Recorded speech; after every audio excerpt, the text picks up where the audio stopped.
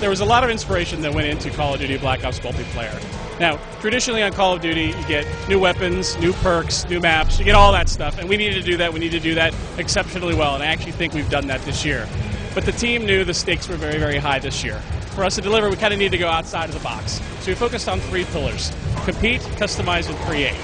So on the compete side, we've added this combat training mode, which gives new players the opportunity to basically get their feet wet in multiplayer, but also add a very cool, new, and compelling game mode that allows you to basically play co-op with your friends. The other thing we did was add Wager Match, which basically takes this idea of a Call of Duty currency that we've introduced and allows you to put it on the line to earn more currency, or, unfortunately, lose it.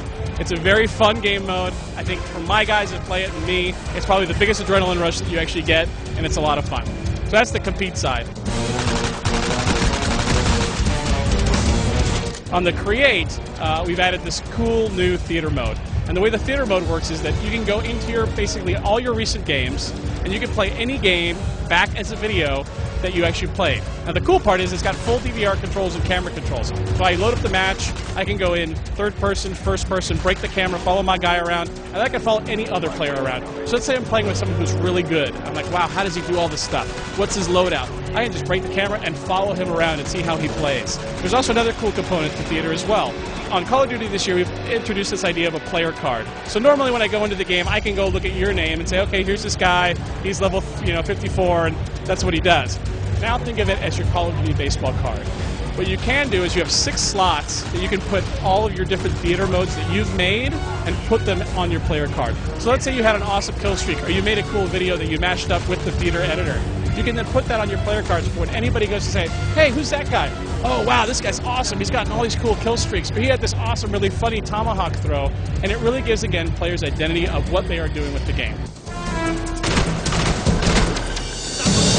So the last one is customization. And this one's really cool. This is something where everybody's like, I want Call of Duty to be my own Call of Duty.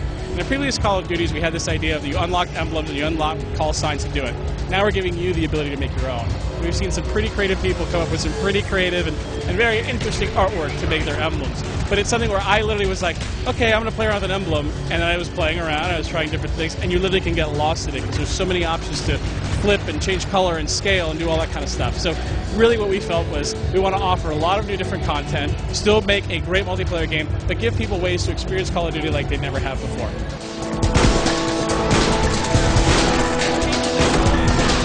Combat training was actually something, as they mentioned, was a development tool to see how multiplayer worked, how the enemies, how things were behaving within the world. Now, the way that it works is that there's different levels within combat training. So at beginner level, the AI is going to move a little bit slower, give you a basic idea of like, okay, this is how my guns work. I want to get familiarity with the map. I don't know what a Willy Pete is or what a flashbang is. And you can just try those out. So it's really this idea of creating this environment where it's safe for you to play and get your bearings. Now, as you actually level up, or actually change the difficulty level in combat training, it's actually a great warm-up, at least for me. Before I go online, I always take about 1 or 2 matches to kind of get my bearings and everything ready, and that's one of the things that combat training can do. Now, the other cool thing about combat training, it's really a co-op mode. So you and I could be over at my house, we could play combat training together. If you're over at your place and we have a bunch of other friends together, we can jump on and literally play combat training. We could play. You could be with you and 2 other bots, and I could be with my buddy and 3 other bots. And you can basically create matches and try them out with a lot of bots against a very small team. So there's a lot of variability that you can do. And I actually think that this mode will be a great sort of taster for people that are sometimes intimidated by Call of Duty multiplayer, and they can have their own multiplayer experience that way. My favorite kill streak. Well, there's different ones for different reasons. I love the gunship. That's a player-controlled helicopter, something new for Call of Duty. Napalm is awesome because it looks just incredible. And then the RCXD, which is the remote control vehicle, is a lot of fun because literally it's fun chasing people down in the map. So there's a little bit for everybody. What is going to shake the foundation of multiplayer? I think when people get their hands on Wager Match mode, see what it is. We've added these 4 new game modes within Wager Match. We actually think people are going to go, wow, it's so basic, but it's so much fun, and that's one of the things that me and my team play all the time. Call of Duty Black Ops comes out on November 9th. and it's going to be on the 360, PS3, and PC, and also the Wii.